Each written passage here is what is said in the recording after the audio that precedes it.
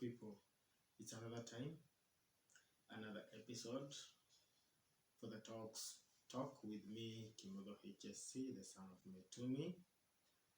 And first of all, to start, I want to give a message of pole to all those affected in the hillside and Russia Academy in Nyeri County. It is quite a devastating story and news to the parents, to the country, and to everyone involved in that tragedy. It's quite unfortunate that we are going through these hard times, and all other fires that have happened have broken out in the schools, like in Isiolo Girls, and the most recent one, Dear Boys. It's quite unfortunate, even for the strikes in secondary schools, boarding secondary schools. It has quite affected a lot of students. It has quite affected a lot of parents. It's quite sad. We hope and pray that all the families, all the victims, all those involved, that they might find, they will find peace in their hearts, and peace that allows them to move on and find a place to make peace with what has happened. It's our prayer that all will be okay, and that the government will take part in supporting them. In the wake of these tragedies, it is very evident that the kind of negligence in these schools, and especially boarding schools, and not limited to fatalities that can't be explained in the schools. For example, accidents that has happened to kids. We have had in the past few days and weeks of stories of kids who in the course of their learning, they went through fatalities that led to their deaths. And it's quite unfortunate that a parent lets a child go to school with the intention that that child is going to get the best out of that day, the best out of the education that that the student deserve, only for them to find their kids in body bags in mortuaries. It is quite unfortunate, and the stories being given by the school's administrations and the school, those responsible for these kids, it's quite not satisfactory. It is in a way putting a hard time to these parents in terms of explaining to them what happened, and the next course of action, and maybe any support in regards to these issues. It is quite unfortunate. Another thing is how the government is handling these issues. It is not commendable at all. For example, in the wake of Indarasha, the hillside Indarasha Academy, the first call of action, among the first calls of action, was to give around, I stand corrected on this, 50 bags of rice, more to do with food. And you wonder, did these parents or those involved really in need of food in such a bad way that the first among the first call of action was supposed to be food? I think the first call of action would have been finding a way, putting up a tent to actually have parents sit down, talked to, mentored, and given moral support, and being given each and every update that is coming up, having a head count, having an occurrence of how things are happening, because it was being condoned of from the public to access the area, the area for more investigation. I wish that they would have set up a tent immediately and maybe give these parents a timely updates in regards to their children. But the very first call of action was about bringing food, members of parliament visiting, a lot of politicians visiting, and it is quite unfortunate that this happens a lot whenever you have tragedies. It sounds like a PR thing. I don't see why an MP who was in Nairobi has to go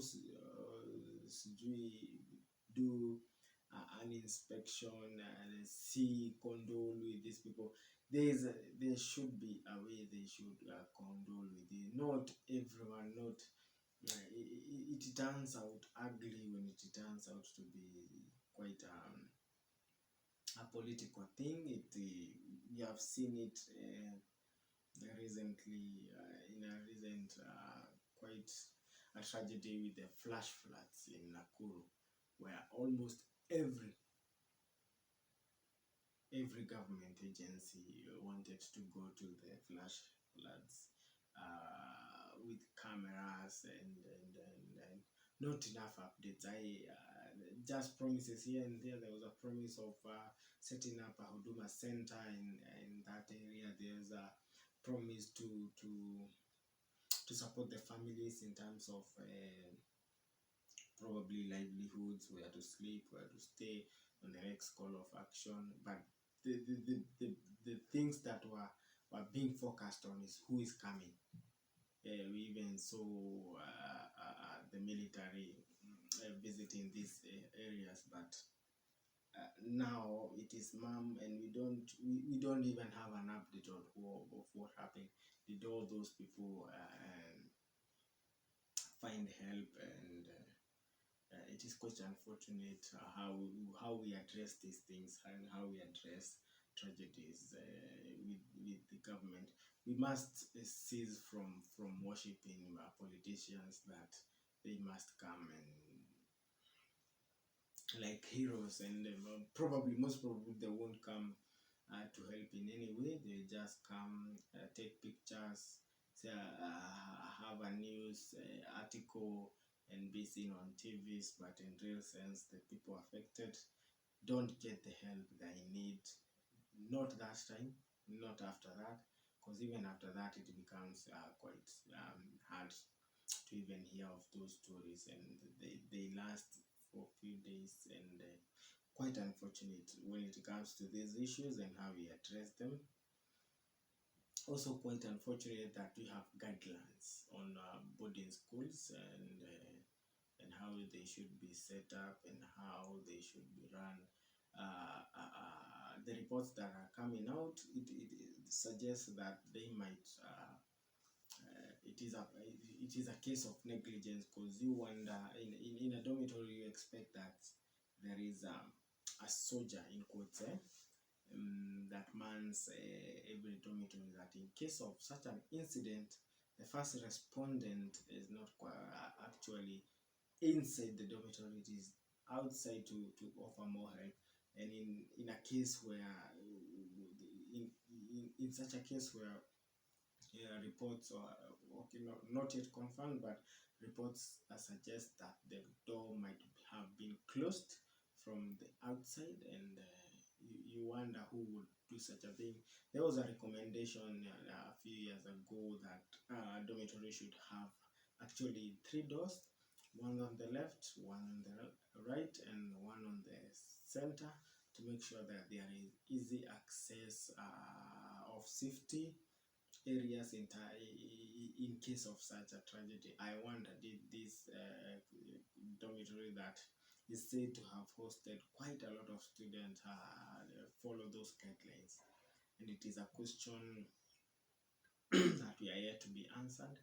I also think that it is a question that should be checked into, and maybe the schools, the other boarding schools, checked if they are following these guidelines. And we should not drop our guard when it comes to these measures that safeguard our children, or safeguard as institutions. That it only happens when a tragedy happens, and that's when we follow up on what the guidelines stated.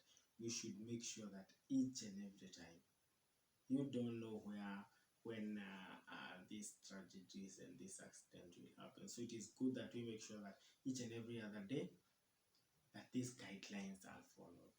Whether there is an accident, whether there is this tragedy, they should be followed.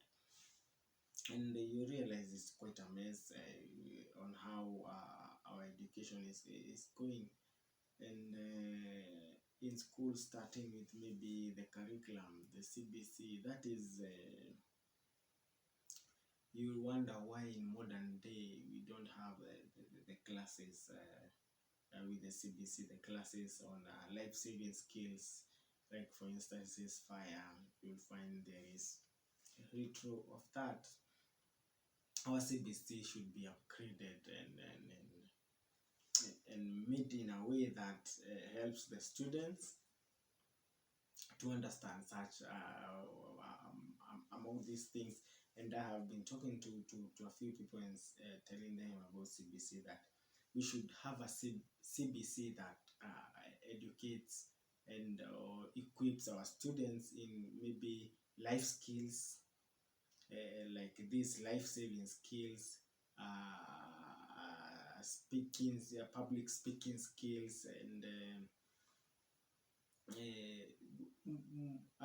IT skills, and maybe what we call this programming skills, and find a way to deviate from the traditional kind of CBC, and yes, incorporate. Maybe we can use the old the traditional kind of CBC, and maybe introduce the new one to make sure that we cope up with the modern day needs of the 21st century.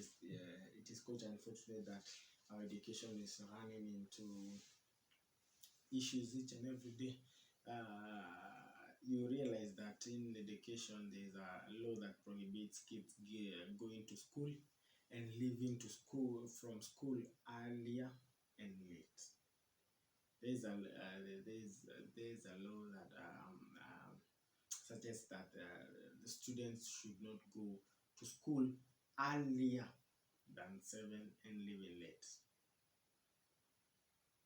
But you realize that children nowadays are on the roads as early as 5 a.m.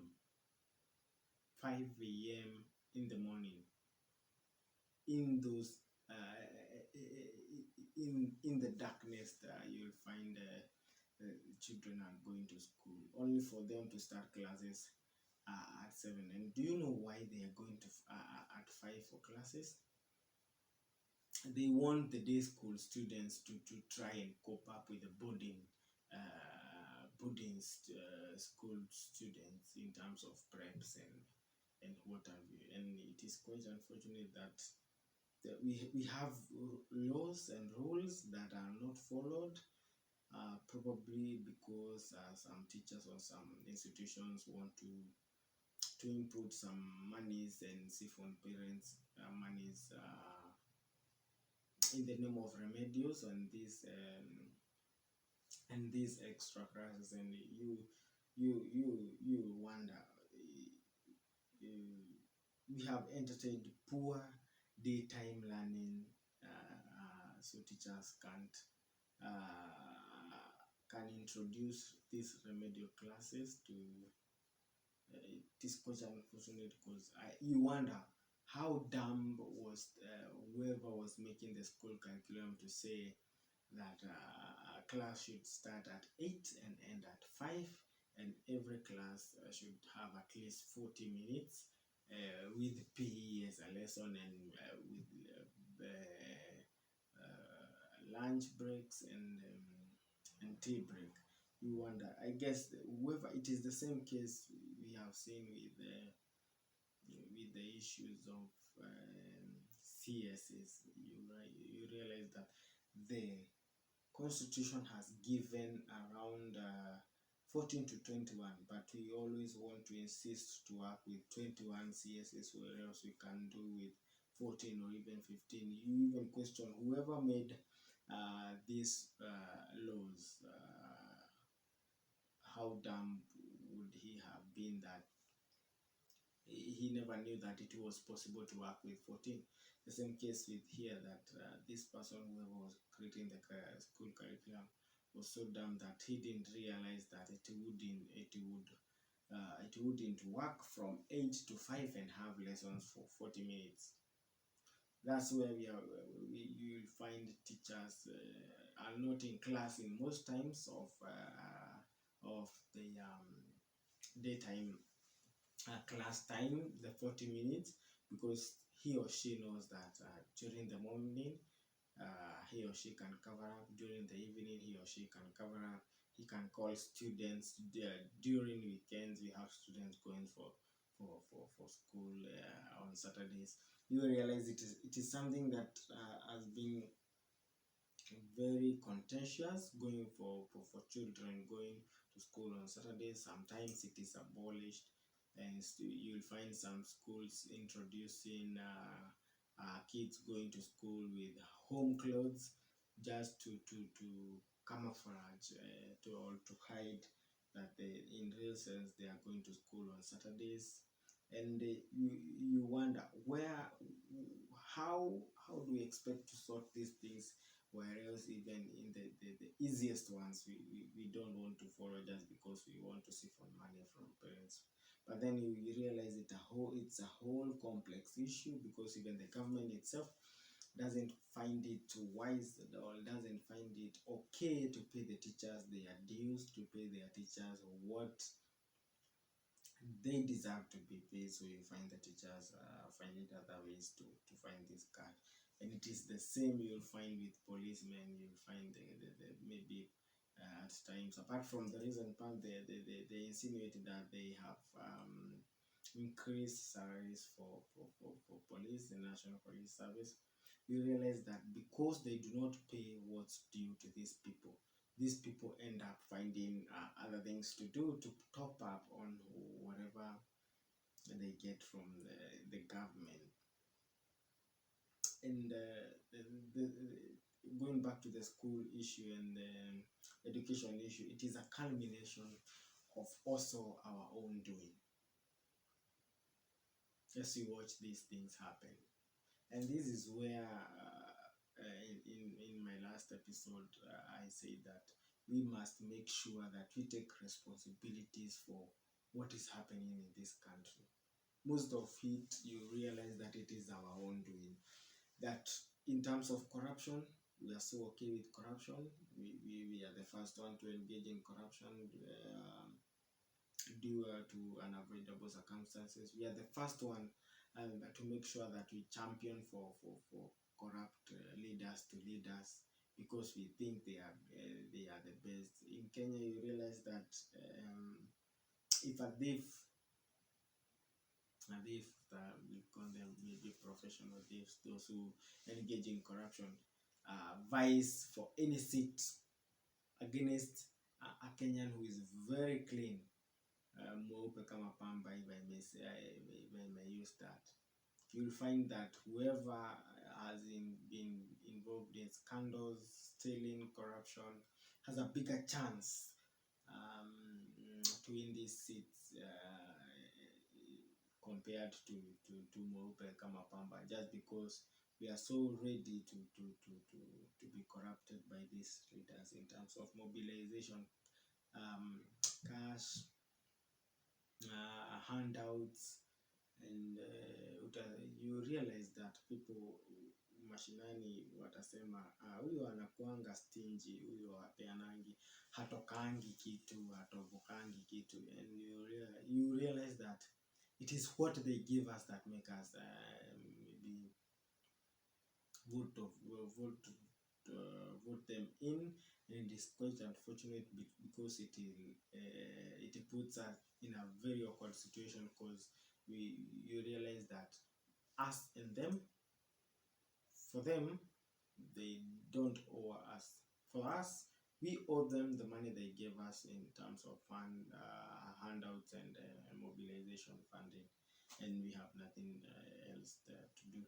That's why you realize that sometimes our leaders don't even, they think that it is a favor to work for us.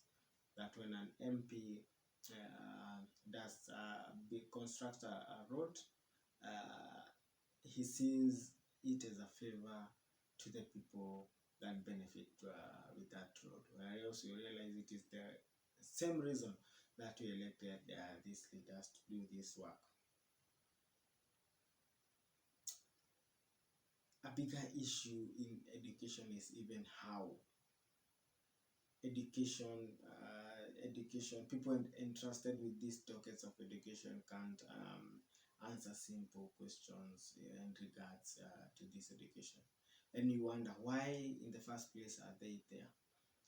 For example, the PS for higher education in the other day was tasked, Madam Beatrice Inyanga was tasked in answering questions during citizen assembly, on Citizen, and you realize that she is quite clueless on some of the things that she should know. And this is the issue with giving people a job they are not conversant with. And the people in education kept on insisting that they should have an educationist as a CS and maybe a PS. But we realize the people who are given unto us, they can't even explain how the university school, the university's funding model works. And you wonder, why are they even there? And why is the president the only person who seems to understand it more? Why can't he transfer that knowledge to the people he brings on board to help him run this institution? It's quite an issue with these things and this regime in terms of the way they approach things. We have even big problems in terms of priorities and how they want us to absorb things with no meaningful gain unto the people. It is quite unfortunate. We have to rethink how we approach these things.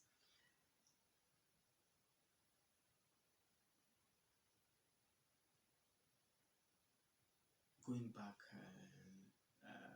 to the tragedies, I hoped and I was thinking that this PR thing is something that the people must reject and avoid being part of. That in every situation that needs instant intervention, we have PR taking center stage. We have to reject this kind of approach from our political leaders and political class. They should mind their own business, and if they have to mind our business, they have to mind our business where they come to work for us and do something to make sure that we get the help that we deserve. Now, the ultimate solution is with us, the people, to realize that leaders and governments works for us, and not the other way around. Not us working for the government. When they come for our taxes, they don't ask, they take. So when we are asking about development, when we are asking about accountability, they should not complain. We are the bosses. Whatever we have sent them to do, there to do, it is for us, not for them. And if it has to be for them, then they have to be out of those places that you have given them responsibility to serve. Let's cease to worship these politicians and make them do the job they are sent there to do. It is as simple as that. And I will take this opportunity to again, and as far as it is, he's doing a quite a good job. Things change, this can change. Only a fool that doesn't change his or her mind. Let me take this opportunity and maybe thank Morara Kebaso for the good work he's doing. And I hope that every Kenyan will open his or her eyes to the theft and the corruption that is happening in our countries. Let us not be hoodwinked by promises here and there.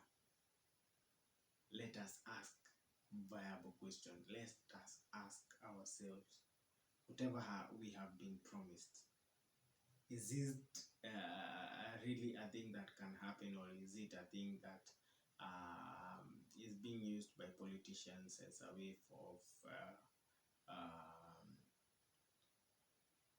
popularizing their names on ground?